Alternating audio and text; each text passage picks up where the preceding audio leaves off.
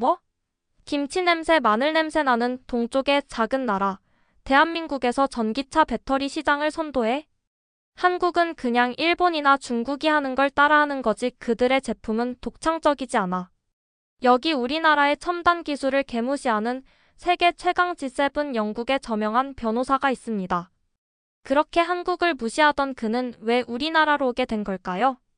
그럼 지금부터 오늘의 이야기를 시작해보겠습니다. 안녕하세요. 저는 런던의 큰 법률 사무소에서 변호사로 일하고 있는 35살 존 스미스입니다. 영국에 살고 있어요. 침실 커튼을 통해 들어오는 햇살에 눈을 뜨고 있었어요. 알람 시계는 아침 5시 59분을 가리키고 있었죠. 또 다른 하루가 시작되고 있었습니다. 기지개를 켜며 침대에서 일어나 화장실로 걸어가고 있었어요. 거울 속에서는 제 짙은 파란 눈이 저를 바라보고 있었습니다. 어두운 갈색 머리는 빗질이 필요해 보였어요. 저는 키가 큰 편인데요. 약 180cm 정도이고 주말마다 조깅을 하면서 체력을 유지하고 있었죠. 오늘도 중요한 하루네. 이를 닦으며 혼잣말을 하고 있었어요. 제 아파트는 작지만 깔끔했어요. 모든 물건이 제자리에 있는 걸 좋아하거든요. 친구들은 제가 너무 정리정돈을 잘한다고 말하곤 했어요. 논리적이고 분석적이라고도 하죠. 가끔은 제 의견에 너무 고집이 세다고도 했는데 아마 그건 사실인 것 같아요. 간단히 샤워를 마치고 가장 좋은 회색 정장과 파란 넥타이를 메고 있었어요. 오늘은 평범한 사무실 날이 아니었거든요. 런던 대학교에서 열리는 특별한 컨퍼런스에 참석할 예정이었습니다. 커피를 만들면서 컨퍼런스에 대해 생각하고 있었어요. 전기차 배터리와 세계 시장에 관한 내용이었는데 그리 신나는 주제는 아니지만 제 일에는 중요했죠. 국제 회사들의 사건을 담당하고 있어서 이런 것들에 대해 알아야 했거든요. 커피를 마시면서 휴대폰으로 뉴스를 보고 있었어요. 한국 기술 회사가 배터리 기술의 새로운 발전을 이루었다는 기사가 있었지만 읽지 않고 그냥 넘겼습니다. 한국은 제게 그다지 관심거리가 아니었거든요. 한국은 그냥 일본이나 중국이 하는 걸 따라하는 거야. 동료들에게 자주 말하곤 했어요. 그들 제품은 정말 독창적이지 않아. 한국에 가본 적도 없고 한국 사람들을 많이 만나본 적도 없었어요. 그런데도 어쩐지 그 나라와 기술에 대해 강한 의견을 갖고 있었죠. 심지어 어떻게, 왜 이런 식으로 생각하기 시작했는지도 기억나지 않았어요. 아침 식사를 마치고 컵을 씻은 다음 코트를 입고 있었어요. 밖에는 늘 그렇듯 런던이 분주했죠. 사람들은 일터로 서두르고 버스와 택시가 거리를 가득 메우고 있었어요. 공기는 서늘했고 약간 안개가 끼어 있었는데 전형적인 런던 날씨였습니다. 지하철역으로 걸어가면서 시계를 확인하고 있었어요. 컨퍼런스는 오전 9시에 시작할 예정이었죠. 주요 연사는 캐나다에서 온 맥도널드 교수님이었는데 전기차 배터리 전문가셨습니다.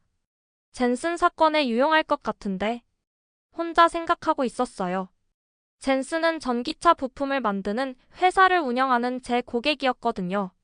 지하철은 붐비고 있었어요. 기둥을 붙잡고 휴대폰으로 이메일을 계속 확인하고 있었죠. 컨퍼런스에 가는 중에도 일은 멈추지 않았으니까요. 러셀 스퀘어 역에서 내려서 대학교까지 짧은 거리를 걸어가고 있었어요. 건물은 오래되고 인상적이었는데 입구에는 돌기둥이 있었죠. 안에서는 정장과 학술복을 입은 사람들이 작은 그룹으로 모여 조용히 대화를 나누고 있었습니다. 안내 데스크에서 명찰을 받았어요. 존 스미스 베러랜드 휴즈 법률 사무소라고 적혀 있었죠. 재킷에 명찰을 달고 쭉 강당으로 들어가고 있었습니다. 그때는 오늘이 모든 것을 바꿔놓을 거라는 걸 전혀 알지 못했어요. 제 편안한 세계, 고정된 의견들, 많은 것들에 대한 확신. 이 모든 것이 도전받게 될 거였죠. 그리고 그건 제가 한국에 대해 배우게 될 것들로부터 시작될 텐데 사실 전 한국에 대해 제대로 알지도 못한 채 무시해왔던 나라였으니까요. 하지만 그때는 그저 강당 뒤쪽에 자리를 잡고 노트북을 열고 컨퍼런스가 시작되기를 기다리고 있었을 뿐이었어요. 컨퍼런스장은 제가 생각했던 것보다 더 넓었어요.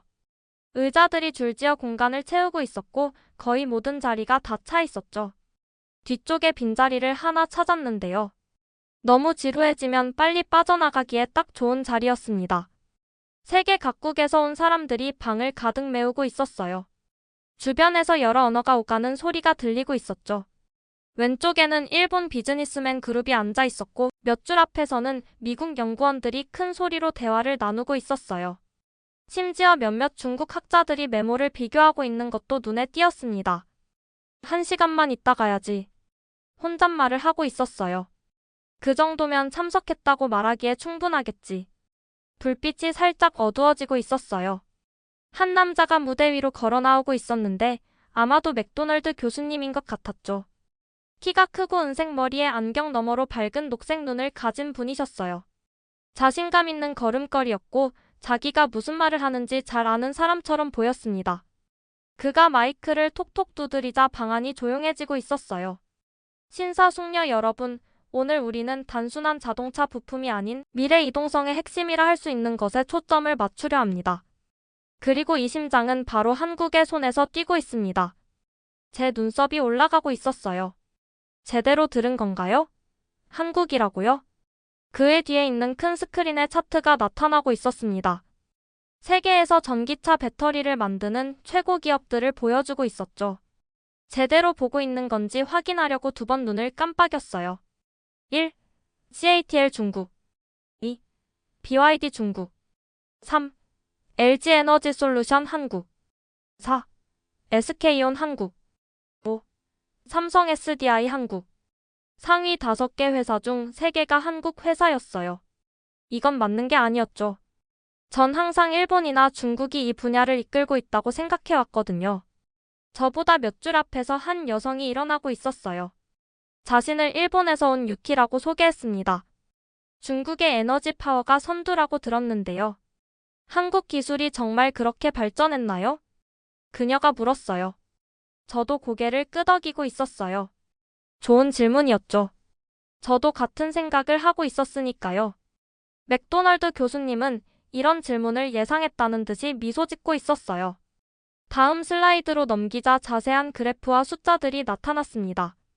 뭔가 실수가 있는 게 틀림없었죠. 아니면 이 숫자들이 과장된 건지도 모르겠어요. 한국은 작은 나라인데 어떻게 이렇게 중요한 기술에서 선두를 달리고 있을 수 있을까요? 방 건너편에서 이탈리아 정장을 입은 남자도 의심스러운 표정을 짓고 있는 것이 눈에 띄었어요. 우리는 눈이 마주치자 둘 다 작게 어깨를 으쓱했죠. 적어도 다른 누군가도 이걸 믿지 않고 있었어요. 한국이 그냥 운이 좋았을 뿐이야. 혼자 생각하고 있었어요. 이건 오래가지 않을 거야. 곧 일본이나 독일이 선두를 차지할 테니까. 항상 그래왔잖아. 하지만 맥도널드 교수님은 계속해서 더 많은 증거를 보여주며 말씀하고 계셨어요. 제가 전에 본 어떤 것보다 더 발전된 것처럼 보이는 한국 배터리 공장들의 비디오도 보여주고 있었죠. 세계 최고의 독일 엔지니어들이 한국의 혁신을 칭찬하는 말도 인용하고 있었습니다. 작년에 한국의 LG 에너지 솔루션은 단 8분 만에 충전되고 500마일을 달릴 수 있는 배터리를 만들었습니다. 그가 설명하고 있었어요. 다른 어떤 회사도 이에 필적하는 수준에 가까이 가지 못했습니다. 자리에서 몸을 좀 움직이고 있었어요. 뭔가 불편한 느낌이 들었죠. 제 머리는 듣고 있는 것을 거부하고 싶었지만 사실들이 계속 쌓여가고 있었습니다. 노트북을 꺼내서 필기를 시작하고 있었어요. 원래는 메모할 계획이 없었는데 지금은 이 세부 사항들을 기억하고 싶다는 생각이 들고 있었죠. 한국에 대해 제가 잘못 알고 있었던 걸까요? 이 생각이 머릿속에 잠시 스쳐 지나갔지만 곧 밀어냈어요. 그냥 한 사람의 의견일 뿐이야. 스스로에게 말하고 있었어요. 하지만 마음 깊은 곳에서는 맥도널드 교수님이 전문가라는 걸 알고 있었죠. 그는 증거 없이 이런 주장을 하지 않을 테니까요. 그가 계속 말씀하시는 동안 제 신념의 벽에 첫 번째 작은 균열이 생기는 것을 느끼고 있었어요. 뭔가 변하고 있었는데 그게 마음에 들지 않았습니다. 맥도널드 교수님은 그저 차트와 숫자만 보여주시는 게 아니었어요. 제가 자리에서 앞으로 몸을 기울이게 만드는 이야기를 들려주고 계셨죠. 2008년 큰 경제 위기 때 한국 기업들이 계속해서 새로운 기술에 투자했던 방법에 대해 말씀하고 계셨어요. 다른 나라들이 새로운 아이디어에 돈 쓰는 것을 멈췄을 때 한국은 오히려 더 많이 투자했다고 하셨습니다. 위기의 순간에 그가 우리 모두를 둘러보며 말씀하고 계셨어요. 한국은 뒤로 물러서는 대신 앞으로 나아갔습니다. 그래서 지금 그들이 세계 전기차 산업의 심장을 손에 쥐고 있는 것입니다. 그의 목소리는 차분하면서도 힘이 있었어요. 저는 그의 말을 노트북에 적고 있었습니다. 젊은 중국 학생이 일어서고 있었어요. 단정한 옷차림에 밝고 호기심 가득한 눈을 가진 24살쯤 되어 보이는 학생이었죠. 중국도 기술에 많은 투자를 하고 있습니다. 왜 한국이 앞서 있나요? 그녀가 물었어요. 교수님은 이 질문도 예상했다는 듯이 고개를 끄덕이고 계셨습니다. 한국의 기술적 우수성은 단순히 양적인 결과에만 기반하지 않습니다. 수십 년에 걸쳐 쌓아온 노하우와 혁신, 그리고 위기 속에서 기회를 잡을 용기에 기반하고 있죠. 이 말의 의미를 생각하며 이것도 적고 있었어요. 단순히 돈을 쓰는 게 아니라 어떻게 쓰고 언제 쓰느냐가 중요하다는 거였습니다. 컨퍼런스는 커피 브레이크 시간을 가지고 있었어요. 사람들은 작은 그룹으로 모여 흥분해서 이야기를 나누고 있었죠. 커피 한 잔을 들고 있는데 맥도날드 교수님이 프랑스 여성과 질문했던 중국 학생과 대화를 나누고 있는 모습이 보였습니다. 그들은 대화에 너무 관심이 있어 보였어요. 저도 모르게 더 가까이 가서 듣고 있었죠. 교수님이 근처에 서 있는 저를 발견했습니다. 우리와 함께 하시겠어요? 그가 친근한 미소로 물어보셨어요. 약간 부끄러웠지만 앞으로 나서고 있었습니다. 전 존 스미스입니다. 말하고 있었어요. 사실 저는 기술 전문가가 아니라 변호사예요. 배터리에 대해서는 잘 모릅니다. 때로는 외부의 시각에서 가장 귀중한 통찰이 나오기도 합니다. 스미스 씨. 그가 말했어요. 그가 말하는 방식에서 제가 환영받는 느낌이 들었어요. 어색하지 않게요. 제가 질문할 때마다 명확하게 설명해주고 계셨습니다. 제가 뭔가를 이해하지 못할 때도 저를 바보처럼 느끼게 하지 않았어요. 대신 정보에 대해 제가 어떻게 생각하는지 물어보셨죠. 오랜만에 모든 것을 다 아는 척할 필요가 없다고 느끼고 있었어요. 그냥 배우는 것만으로도 기분이 좋았습니다. 휴식 시간이 끝났을 때 뒤쪽 자리로 돌아가지 않았어요. 앞쪽에 더 가까운 의자를 찾아 앉았죠. 새 페이지를 펴고 있었습니다. 컨퍼런스 후반부는 더욱 흥미로웠어요. 맥도날드 교수님은 한국 배터리가 이제 BMW나 아우디 같은 고급 독일 차에 어떻게 사용되고 있는지 보여주고 계셨죠. 이들은 세계 최고의 자동차들인데 한국 기술을 선택했다는 거였습니다. 그런 다음 회사들이 새로운 기술에 언제 투자했는지 타임라인을 보여주고 있었어요. 경제가 어려울 때 대부분의 나라들은 새로운 아이디어에 돈을 덜 썼지만 한국 기업들은 오히려 더 많이 썼다고 했죠.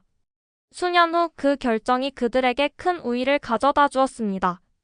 저는 오랫동안 그 차트를 보고 있었어요. 제 머릿속에서 뭔가가 일어나고 있었죠. 뭔가가 변하고 있었습니다. 노트북에 이렇게 적고 있었어요. 한국에 대해 내가 틀렸다면? 어떤 다른 편견들이 내 판단을 흐리고 있을까? 이 말을 적으면서 심장이 조금 더 빠르게 뛰고 있었어요. 한 번도 가보지 않은 곳으로 문을 열고 들어가는 기분이었죠. 제 오래된 생각들이 무너지고 있었고 무엇이 그것을 대체할지 알 수 없었습니다. 이 모든 시간 동안 내가 틀렸을 수도 있다고 생각하니 불편했어요. 하지만 동시에 흥미로웠죠. 새로운 것, 진실된 것을 배울 수도 있겠다는 생각이 들었습니다. 수년 만에 처음으로 이미 내가 믿고 있는 것을 확인해줄 사람을 기다리는 게 아니었어요. 정말로 듣고 있었죠. 진짜로 귀 기울이고 있었습니다. 그리고 마치 깨어나고 있는 것 같은 기분이었어요. 컨퍼런스 오후 부분은 느낌이 달랐어요. 이제 정말로 집중하고 있었거든요. 새로운 정보 하나하나를 제가 예전에 믿었던 것과 비교하면서 살펴보고 있었습니다. 독일과 프랑스에서 온 엔지니어 그룹이 무대에 올라오고 있었어요. 그들은 한국 공장이 어떻게 배터리를 만드는지 이야기하고 있었죠. 제가 이해하지 못하는 단어들을 사용하고 있었지만 그들의 메시지는 분명했어요. 한국 공장들이 너무 훌륭해서 다른 나라들이 그들을 따라하려고 노력하고 있다는 겁니다. 모든 것을 기록하면서 가장 놀라운 사실들 옆에 작은 별표를 그리고 있었어요. 노트북 페이지가 금방 채워지고 있었습니다. 커피 브레이크 때 만났던 프랑스 여성이 제 옆에 앉았어요. 그녀의 이름은 소피아였죠. 곱슬거리는 갈색 머리와 안경을 쓰고 있었고 공학에 대해 많이 알고 있었습니다.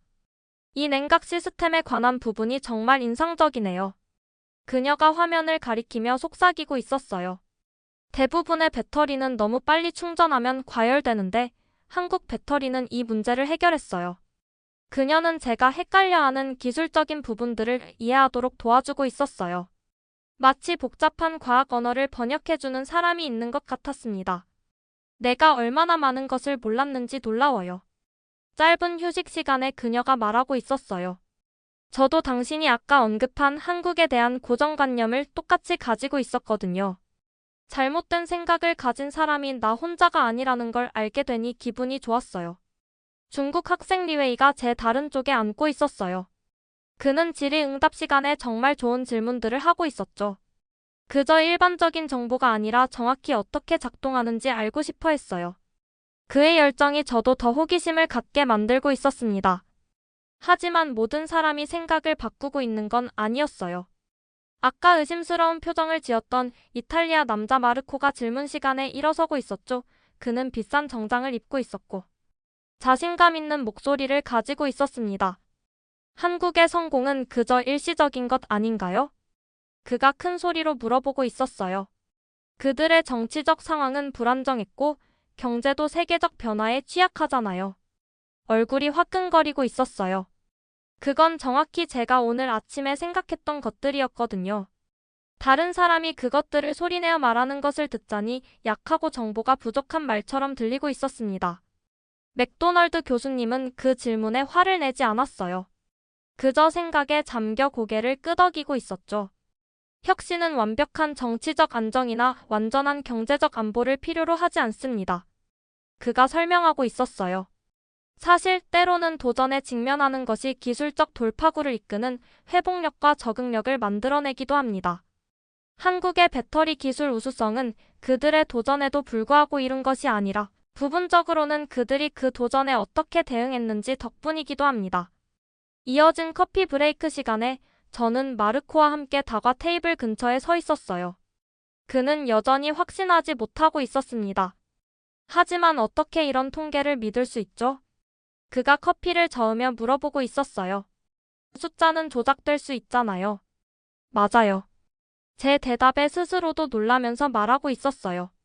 하지만 프리미엄 독일 자동차 제조사들이 자사의 대표 차량에 한국 배터리를 쓴다면 그건 어떤 발표 통계보다 더 강력한 시장 검증이죠. 이 말들이 어디서 나온 걸까요? 오늘 아침이었다면 저는 마르코에게 동의했을 텐데요. 이제는 실제 예시와 자신감을 가지고 한국 기술을 옹호하고 있었습니다. 하루가 끝나고 사람들이 떠나기 시작할 때 저는 몇 분 더 자리에 앉아 있었어요. 모든 메모를 보면서 중요한 일이 일어났다고 느끼고 있었죠. 사실과 증거에 기반해서 제 생각을 바꿨어요. 내가 틀렸다고 인정하는 건 쉽지 않았어요. 하지만 새로운 것, 진실된 것을 배우니 기분이 좋았어요. 그리고 내가 또 어떤 것에 대해 잘못 알고 있을지 궁금해하고 있었습니다. 컨퍼런스장은 이제 거의 비어 있었어요. 불이 꺼지기 시작하고 있었죠. 노트북을 덮고 물건을 정리한 다음 저녁 공기 속으로 걸어나가고 있었는데 오늘 아침 도착했을 때와는 다른 기분이었습니다. 컨퍼런스 이후 몇 주간 예상치 못한 방식으로 변화가 찾아오고 있었어요. 매일 아침 식사를 하면서 한국 기술에 관한 기사들을 읽고 있었죠. 예전에는 무시했을 배터리 혁신에 관한 보고서들을 다운로드하고 있었어요. 심지어 한국 비즈니스 문화에 관한 책도 구매했습니다. 법률 사무소의 동료들이 그 변화를 눈치채고 있었어요. 중요한 고객과의 회의 중에 그 고객이 한국 특허와 지적 재산권에 대해 무시하는 듯한 말을 했습니다. 한국 특허는 미국이나 유럽 특허만큼 강력하지 않아요. 그가 자신 있게 말했어요. 컨퍼런스 전이라면 저는 동의하며 고개를 끄덕였을 거예요. 하지만 이제는 목소리를 내고 있었습니다. 사실 한국지식재산권청은 세계에서 가장 빠르고 철저한 특허 검토 시스템 중 하나를 갖추고 있어요. 제가 말하고 있었어요. 그들의 디지털 신청 과정은 글로벌 모델로 여겨지고 있죠. 회의가 끝난 후 사무실 카페테리아에서 점심을 먹으면서 제 법률 파트너가 눈썹을 치켜 올리고 있었어요. 언제부터 한국에 대해 그렇게 전문가가 됐어? 그가 물어보고 있었습니다. 맥도널드 교수님과 컨퍼런스에서 만났던 다른 사람들을 생각하며 미소 짓고 있었어요. 전문가는 아니야. 대답하고 있었어요. 최근에 내가 얼마나 많은 것을 몰랐는지 알게 됐을 뿐이야. 제 안의 변화는 한국에 대한 새로운 사실들을 아는 것보다 더 깊었어요. 모든 것에 대해 다르게 생각하고 있었죠. 저는 항상 제 자신을 논리적이고 똑똑하다고 생각했지만 이제는 똑똑한 사람들도 잘못된 정보로 시작하면 틀릴 수 있다는 걸 깨닫고 있었습니다. 3개월 후 우리 법률 사무소에 새로운 고객이 찾아왔어요. 그들은 전기차 부품을 만들고 한국 배터리 회사와 협력하고 싶어 했습니다. 과거에는 이 사건을 다른 사람에게 넘겼을 텐데 이제는 제가 직접 맡겠다고 자원하고 있었어요. 그 일로 저는 한국 서울에 가게 되었어요. 비행기가 착륙하면서 제가 읽어온 것들을 직접 눈으로 볼 생각에 설레고 있었습니다. 한국 연구센터는 놀라웠어요. 건물은 유리벽과 열린 공간이 있는 현대적인 모습이었죠. 흰 가운을 입은 엔지니어들이 반짝이는 새 배터리 시제품에 작업하고 있었어요. 그들은 자신들이 설계 중인 배터리가 어떻게 전기차를 더 멀리, 더 빠르게 충전할 수 있게 만들어줄지 보여주고 있었습니다. 그날 저녁 전망대가 있는 높은 건물을 방문했어요. 높은 곳에서 서울 전체를 내려다볼 수 있었죠. 수천 개의 창문에서 빛이 흘러나와 어둠 속에 패턴을 만들고 있었어요. 제 안에서 얼마나 많은 것이 변했는지 생각하고 있었습니다. 전에는 확신을 가지고 경력을 쌓았어요. 답을 알고 있다고 생각했죠. 이제는 진정한 성장이 자신이 모르는 것을 인정하고 배우려는 의지에서 온다는 것을 이해하고 있었습니다. 휴대폰이 울리고 있었어요. 새로운 배터리 기술에 대해 제가 보낸 질문에 맥도널드 교수님이 이메일로 답변을 보내주셨습니다. 그의 메시지 끝에는 이렇게 적혀 있었어요. 가장 위대한 마음은 자신의 의견을 절대 바꾸지 않는 사람이 아니라 설득력 있는 새로운 증거를 접했을 때 자신의 견해를 수정할 수 있는 사람입니다.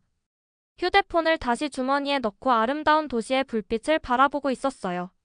서울은 이제 그저 외국 도시가 아니었습니다. 세상이 내가 생각했던 것보다 더 크고 놀라운 곳이라는 것을 상기시켜주는 장소였어요. 런던의 평범한 삶 속에서 저는 모든 것에 확신을 가지고 있었어요. 이제는 모르겠어요라고 말하거나 내가 틀렸어요라고 말해도 괜찮다는 것을 배웠습니다. 이것이 제가 했던 가장 중요한 여정이었어요. 다른 나라로 여행한 것이 아니라 생각하는 방식을 바꾼 것이었죠. 진짜 모험은 괴물과 싸우거나 보물을 찾는 것이 아니었어요. 더 어려운 것과 마주하는 것이었죠. 바로 나 자신의 잘못된 생각들이었습니다. 그리고 그 생각들을 바꿈으로써 더 나은 변호사, 더 나은 사상가, 더 나은 사람이 되고 있었어요. 호텔로 돌아가기 전 서울을 마지막으로 바라보면서 세상을 보는 이 새로운 방식에 감사함을 느끼고 있었습니다. 내가 안다고 생각하는 것의 안개를 통해서가 아니라 실제로 거기에 있는 것을 향해 열린 눈으로 말이죠.